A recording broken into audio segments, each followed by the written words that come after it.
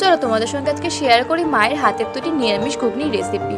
তো ফার্স্টে কড়াইয়ে কিছুটা পরিমাণ মতো তেল গরম করে নিয়ে তাতে গোটা জিরে ফোড়ন হিসেবে দিতে হবে। আর সাথে অ্যাড করে নিয়েছিল মা কিছুটা আলু, আর তাতে দিয়েছিল সামান্য পরিমাণ মতো নুন আর হলুদ গুঁড়ো। তারপর একটা বাটিতে কিছুটা পরিমাণ মতো লঙ্কার গুঁড়ো, ধনের গুঁড়ো, হলুদ গুঁড়ো অ্যাড করে নিয়েছিল। কিছুটা পরিমাণ মতো আদা ঘষে নিয়েছিল এবং তারপর সেটাকে সেই আলুর মধ্যে দিয়ে ভালো করে মিশিয়ে নিয়েছিল।